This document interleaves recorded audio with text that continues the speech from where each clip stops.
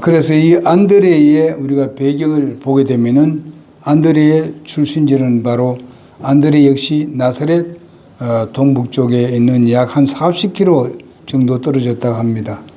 갈릴리 해안에 있는 아주 아름다운 마을 베세다가 그의 고향이라고 우리 요한복음 1장 44절에 말씀을 하고 있습니다. 그의 아버지 이름은 요나, 당시에 보편적으로 이름이 요한나, 요나, 요한 등의 이름이 많이 불려졌다고 합니다. 나중에는 이제 요한이라고 불려졌다고 합니다. 어머니는 요한나였었습니다. 마가복음 1장 29절에 보게 되면 베드로와 함께 가버나움에서 자랐다는 것을 알 수가 있겠습니다. 고향은 베세다이고 그의 직업은 바로 베드로와 같이 어부였던 것을 여러분 잘 알 줄로 믿습니다. 그리고 예수님의 제자 되기 이전에 침례 요한의 제자로 활동했던 것을 우리가 오늘 본문에도 나오고 있습니다.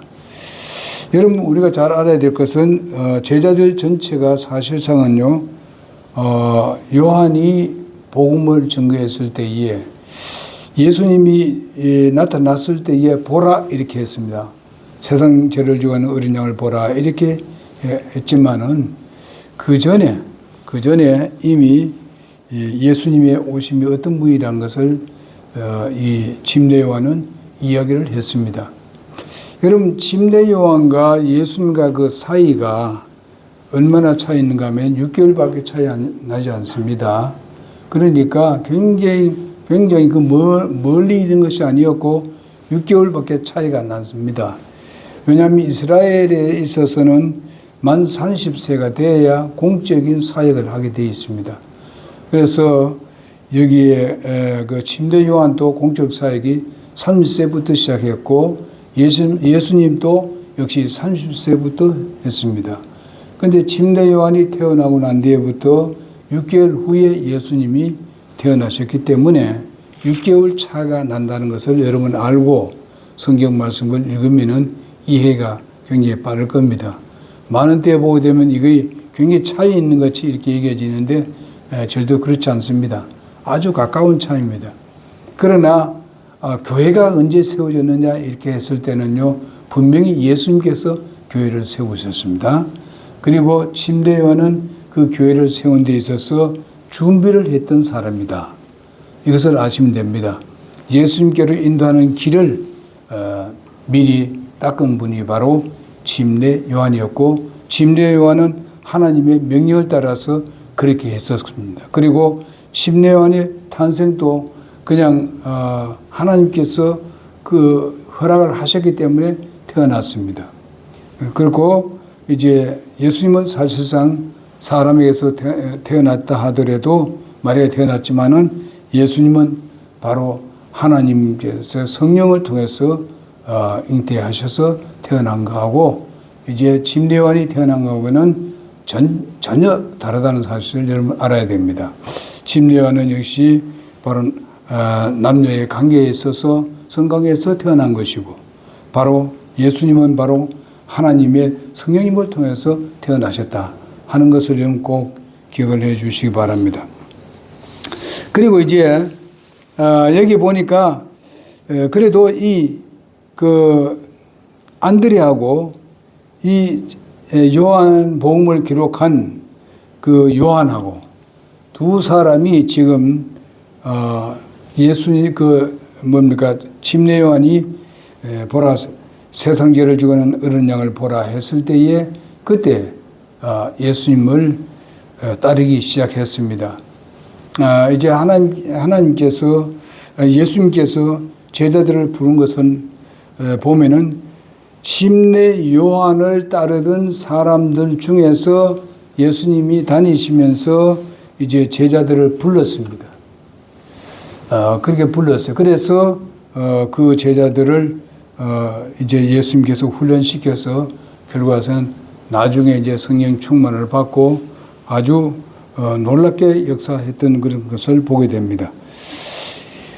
그리고 이제 요한복음 1장 40절에 보게 되면은 베드로의 형제임을 우리가 잘 알 수 있습니다. 베드로하고 형제가 아닙니다. 친형제가 아닙니다. 또 우리가 1장 36절 37절에 보게 되면 안드레가 예수님에 대한 소개를 받고 예수님을 이제 계속 따르는 것을 볼 수 있는데 하나님의 어린 양이라는 말씀에 아주 그냥 참 이제 예수님이 나타나셨구나. 바로 메시아가 나타나셨구나. 난 이제 여기 두 사람은 이제 예수님이 이제 어디 계시는지 그렇게 해서 예수님께 묻습니다. 어디 계십니까? 그러니까 예수님이 그에 대해서 오늘 본문 말씀에 그렇게 말씀하고 있습니다. 그거 보니까 그때 예수님께서 38절에 보니까 예수님께서 돌이키사 그들이 따르는 것을 보시고 그들에게 이르시되 너희가 무엇을 구하느냐 하시매 그들이 그분께 이르되 랍비여 어디에 거하시나이까 하니 랍비는 번역하면 선생이니라. 그분께서 그들에게 이르시되 와서 보라 하시더라. 그들이 가서 그분께서 거하시는 곳을 보고 그날 그분과 함께 머무르니라. 함께 머물렀습니다.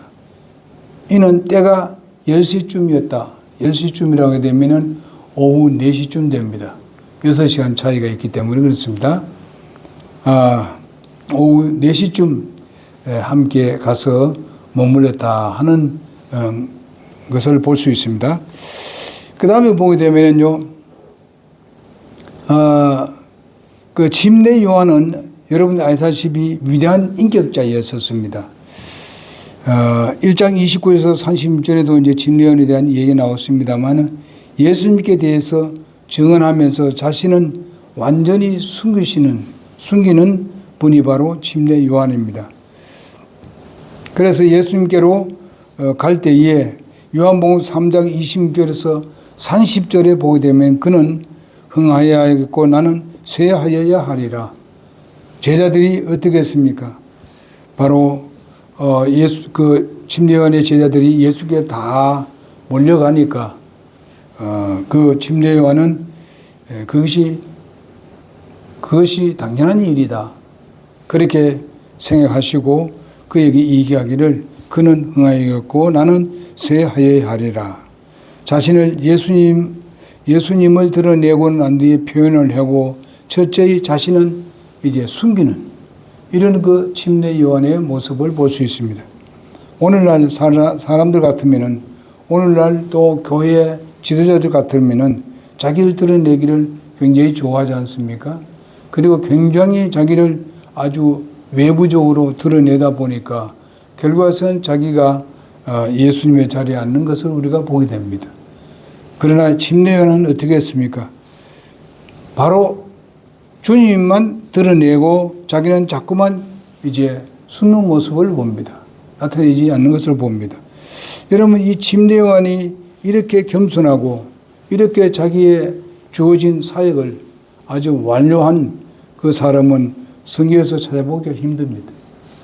이렇게 침례 요한은 겸손하고 아주 주님을 위대하게 높이는 것을 봅니다. 자, 우리는 그걸 봤을 때에 인간적으로 봤을 때는 바로 침례 요한하고 예수님하고 사촌지간입니다. 그렇기 때문에 서로 이제 그러니까 이종 사촌지간입니다. 그래서 이렇게 사촌지간인데도 불구하고 전혀 예수님에 대한 어떤 것을 말씀에 대해서 위를 건다든지 또 이제 침례 요한은 많은 사람이 또 수많은 사람들이 침례 요한을 따랐던 것을 우리는 성경에서 볼 수 있습니다.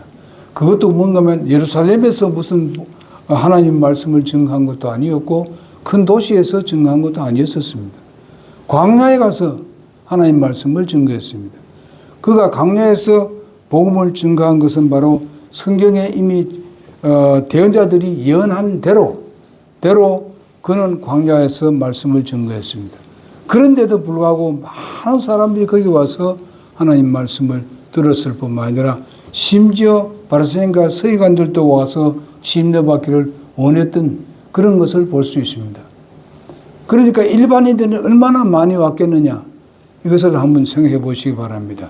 바리새인과 서기관들은 사실상 그 침례요한이 굉장히 아주 혹독하게 그들에게 책망을 했던 것을 볼 수 있습니다.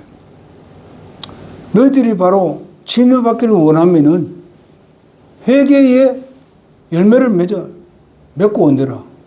회개의 열매를 맺고 온대라. 너희들이 아브라함의 자손이라 하면서 아브라함의 같은 그런 믿음을 갖지 아니하고 너희들이 하나님의 말씀에 있는 것을 이미 메시아가 오겠다는 거 이야기하는 이 모든 것들을 그들이 알면서도 너희들은 배척하고 믿지 않는 사람들이니까. 바로 너희들이 아브라함의 씨라고 그냥 자랑하고 이렇게 다니는데 너희들이 아브라함의 씨 같으면 하나님께서 이 돌로도 아브라함 씨를 만들겠다.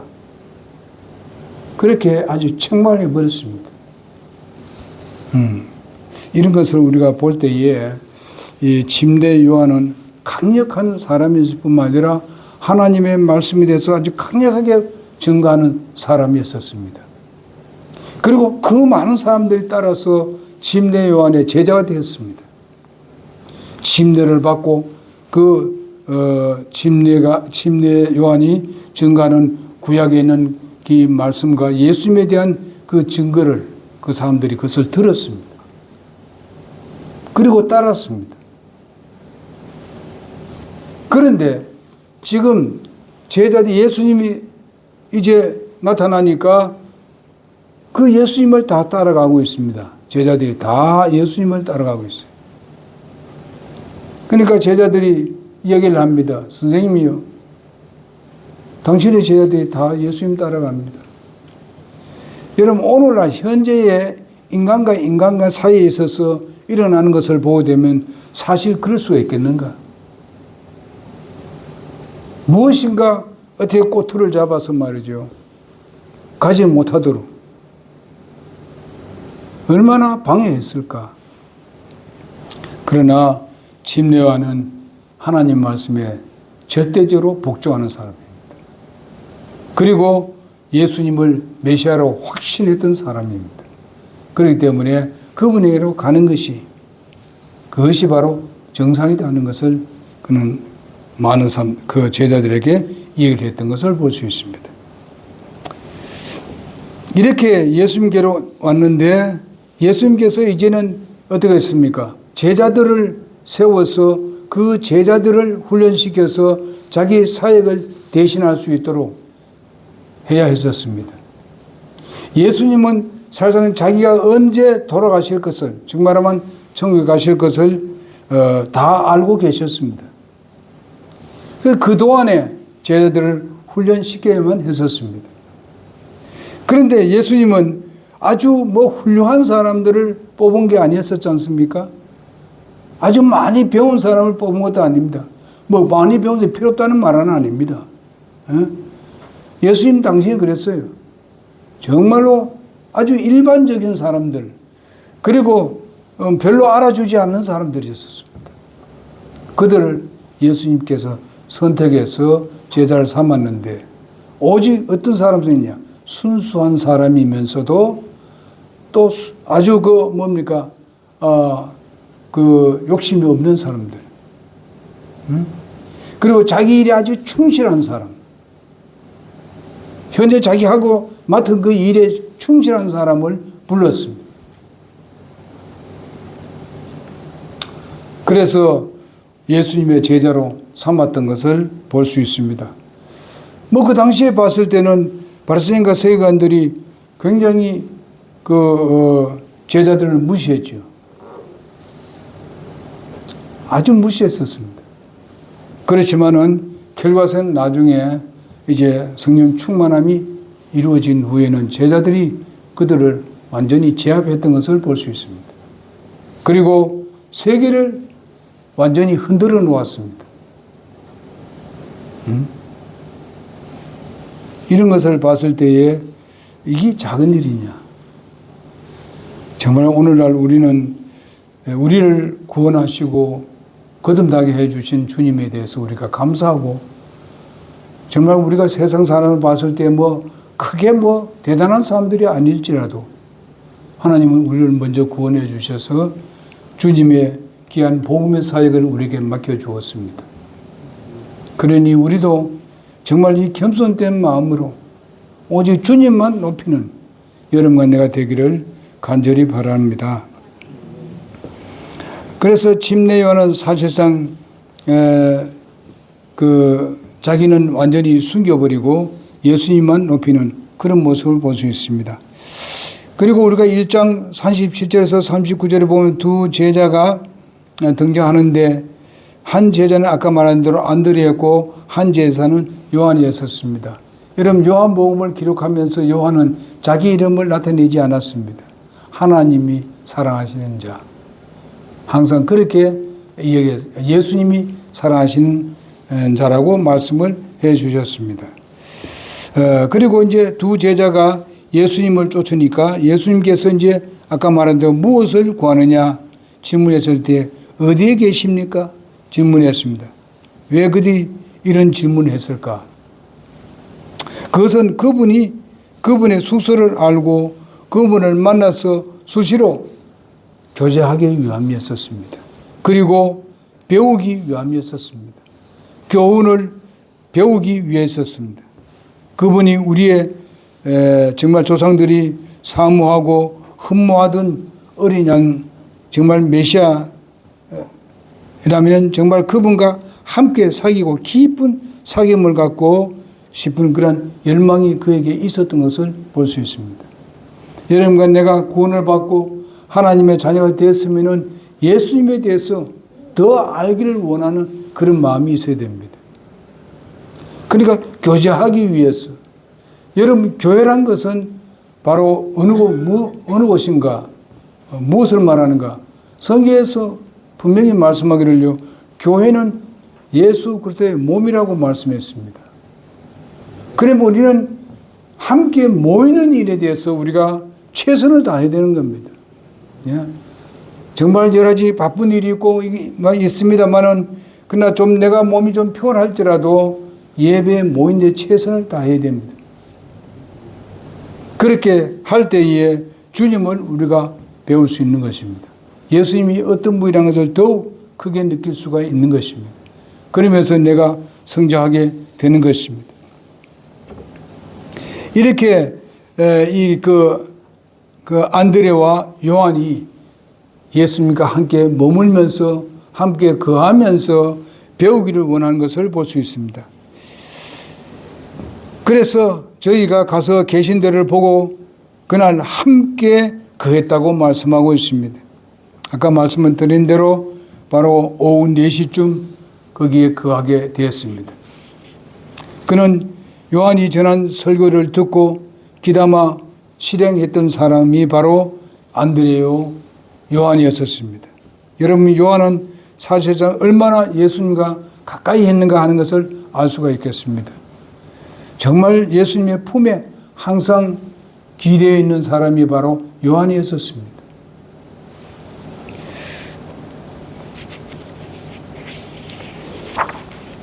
그 다음에 그의 눈으로 예수 그리스도를 정말 보고 그는 바로 어린 양 구세주이라는 것을 확인하고는 정말 그분과 함께 가까이 있기를 원하는 그런 마음을 가졌던 것을 볼 수 있고 안드레와 요한은 굉장히 가까운 친구였다 하는 것을 우리의 성경에서 볼 수가 있겠습니다. 특별히 안드레에 대한 많은 이야기를 기록한 것이 요한복음에 제일 많습니다. 그러니까 요한하고 안드레는 굉장히 가까운 친구로 지냈던 것을 우리는 알 수가 있겠습니다. 우리는 하나님의 말씀을 귀담아 듣고 또 주님을 바라보는 그런 눈이 열리고 또 주님을 따르고자 하는 그런 아주 결단력이 있는 사람이 누구였나? 이 안드레 또 요한이었습니다. 아직까지 자신의 재산을 버리고 따르지 않는 그런 상태입니다만은 나중에 보면 다 버리고 따르는 것을 볼 수 있습니다. 예수님을 온전히 쫓는 안드레를 우리가 마가복음 1장 14절에서 17절에 그와 같은 내용이 있습니다. 나를 따르라. 내가 너희를 사람을 낚는 어부가 되게 하리라. 그렇게 이야기를 했어요. 주님께서 그렇게 그를 제자로 불렀습니다. 그분이 진정한 메시아요 또 그리스도이심을 확신했기 때문에 곧 그분을 이제 자기들이 고기를 잡고 그물을 깁도 일하던 사람들이 그물을 버리고 예수님을 쫓았던 것을 볼 수 있습니다. 이런 마음을 봤을 때에 그들은 아주 주님을 위해서는 아주 단순한 마음을 가지고 있었습니다. 복잡한 마음을 가지고 있는 것이 아니었고 아주 단순했습니다. 이런 것을 볼 수 있습니다. 그는 생각할 시간을 두고 며칠 좀 기다려 주십시오. 내가 따르겠습니다. 그렇게 하지 않았습니다. 즉각적으로 그는 따르었던 것을 볼 수 있습니다. 내가 기도해보고 따르겠습니다가 아니라 바로 예수님을 따랐습니다.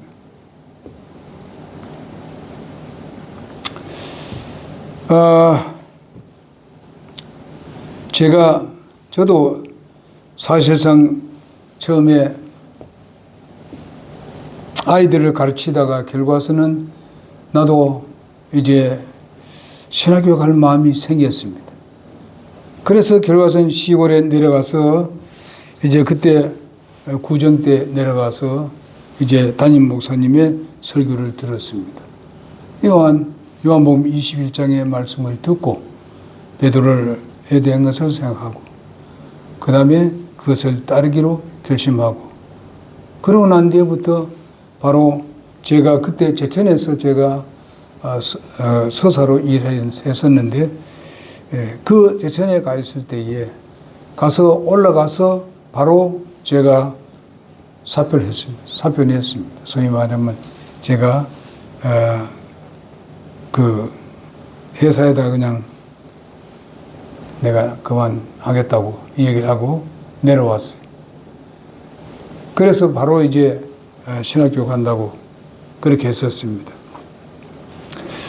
그랬을 때에 여러 가지 문제들이 있었죠. 복잡한 게 엄청나게 많습니다. 그렇지만은 그냥 하나님께서 불렀으니까 간다. 그렇게 간 겁니다. 그때 그렇게 해서 했습니다. 근데 여러분 보시게 되면은 엘리사가 말이죠. 엘리야를 따를 때도 그렇게 했었습니다. 여러분, 엘리야는요, 사실상 그때에 엘리야를 잡기 위해서 지금 지명수배하는 중에 있었습니다. 그렇게 하는 중에 있었는데 바로 그 엘리사는 자기의 모든 재산 모든 걸 다 뿌리치고 굉장히 그 부자였거든요. 엘리사는요. 그런 부자였는데 그것을 다 뿌리치고 그냥 자신을 온전히 엘리야를 따라가기로 결심을 했습니다. 그래서 결과서는 이제 엘리야로부터 무엇을 듣습니까? 3번이나 따르지 말라고 얘기했습니다. 그렇지만은 자기는 따르겠다고 얘기를 했고 나중에 마지막에 이야기를 뭐라고 했습니까? 네가 무엇을 원하느냐 물으니까 당신보다도 고비나 능력을 얻기를 원한다. 배나 얻기를 원한다. 욕심이지. 엄청난 욕심입니다. 엘리야가 엄청난 일을 했지 않습니까? 그런데 그 배나 더 하겠다는 거죠. 나에게 그것을 능력을 내려달라 하면서 결과서는 이제 그 엘리야가 불수레를 타고 올라갔을 때에 그 옷이 떨어졌는데 그 옷을 주었습니다. 당장 그 옷을 가지고요 어떻게 했습니까? 요단강을 건너는데 요단강이 넘쳐 흐릅니다. 지금요. 절대로 건너갈 수 없는 입장이 있었습니다. 그런데 그 옷을 들고 어떻게 했습니까? 하나님이여 엘리야의 능력은 어디 있습니까? 하면서 옷을 가지고 딱 쳐버렸습니다. 그냥 요단강 쫙 갈라져 버렸습니다. 거기서부터 이제 엘리사는 엄청난 것을 이제 보았습니다.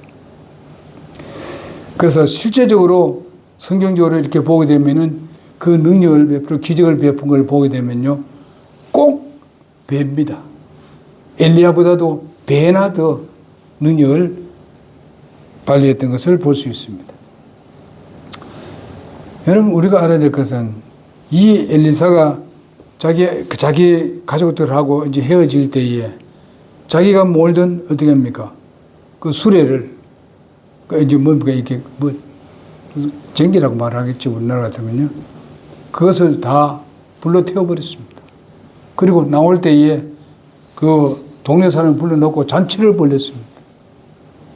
나 이제 모든 걸 다 공적으로 좀 알리고 그렇게 엘리야를 따랐습니다. 여러분 생각해 보세요. 요즘 같으면 부잣집에서 말이죠. 잘 먹고 잘 살고 아주 편한데 그 실현 당하는 그 사람 따라가겠습니까? 네?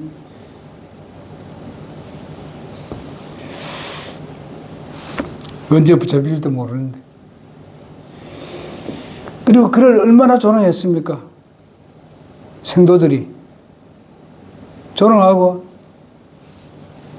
그랬지만은 그것을 다 물리쳐버리고 다른 것을 우리가 볼 수 있습니다. 여기에 안드레가 그런 사람이었었습니다. 그 모든 걸 다 버리고 예수님을 아주 적극적으로 따랐던 사람이 바로 안드레입니다.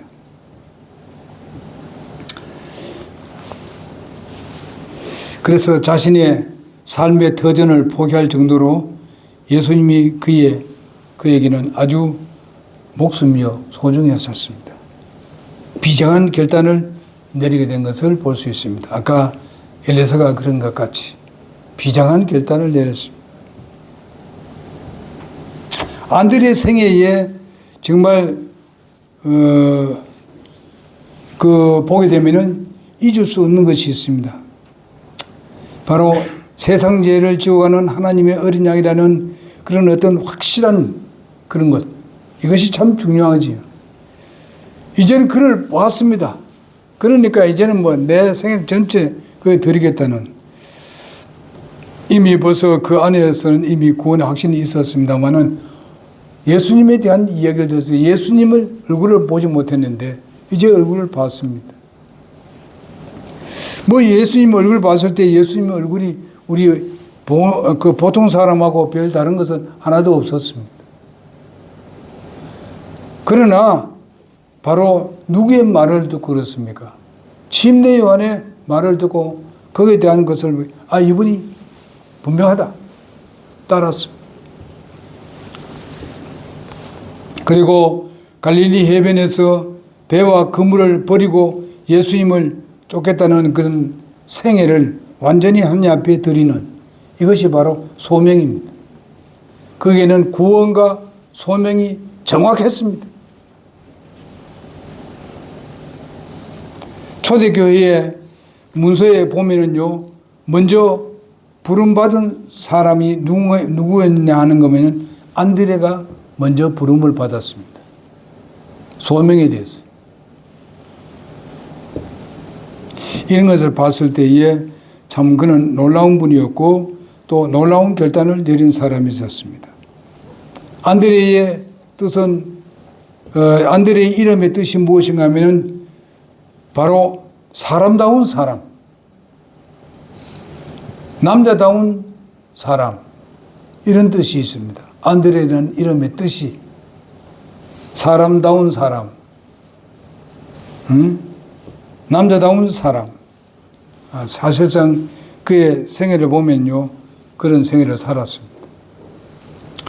오늘은 여기까지만 하겠습니다.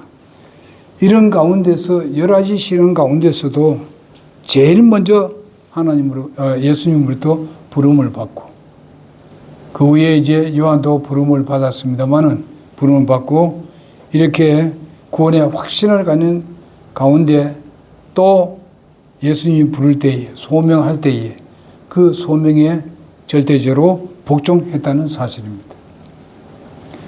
만약에 미래를 생각하고 물질을 생각하고 뭐 앞으로 뭐 자기의 생각했다면은 그가 그렇게 주님을 따르지 않았을 것입니다. 그러나 바로 이 안드레는 즉각적으로 주님을 따랐던 것을 볼 수 있고 그 이름의 뜻과 같이 그는 정말 사람다운 사람이고 남자다운 사람이다. 오늘은 여기까지만 하도록 하겠습니다. 안드레의 인물의 성격에 대해서 다음에는 말씀을 드리고 그분의 사역에 대해서 말씀을 드리도록 그렇게 하겠습니다. 오늘 여러분과 내가 조금 생각해야 될 것이 무엇이겠습니까? 무엇이겠습니까? 제일 중요한 것이 뭐예요? 꼭 우리가 무슨 소명을 받아야 되는 건 아닙니다. 그러나 거듭나고 하나님 자녀 되었으면 우리는 주님께서 뭘 원하시는가? 또 알기를 원하고 주님과 가까이 하기를 원하고 함께 있기를 원하는 그런 마음. 우리가 이렇게 함께 있는 방법이 뭡니까? 하나님 말씀 가까이 하는 것입니다. 우리가 제일 먼저 주님과 만나는 것입니다. 그것보다 더 중요한 것이 없습니다. 지금요. 안드레에게는요. 마찬가지로 우리도 그렇게 돼야 된다. 그러고 난 뒤에 그 위에 일어나는 이 모든 것들은 그냥 우리가 하나님이 주시는 그런 모든 환경 가운데서 믿음으로 그것을 누리면 되는 것입니다. 그 뭐냐? 항상 우리 안에는요, 예수님이 중심이 돼요. 그분과 깊은 교제를 나누고, 하나님 말씀에 깊이 들어가고, 이렇게 해서 우리는 주님의 기 쓰는 여러분 큰 그릇이 될 줄로 믿습니다. 주님이 쓰시는 그릇이 됩시다. 주님을 가까이 해야 나는 그릇이지만은 여러모로 좋은 그런 재능이나 이런 것들을 가지고 있다 하더라도 그 그릇이 깨끗이 못하면 하나님 쓰지 않습니다. 무슨 일 아시죠? 그것은 뭘로 깨끗해야 됩니까? 하나님 말씀으로. 주님과 가까이 하면 오직 주님 중심이 될 때에 다른 것도 하나님께서 너에게 더 하시리라 하는 말씀도 이루어진다는 것입니다. 아멘입니까? 예, 기도하겠습니다.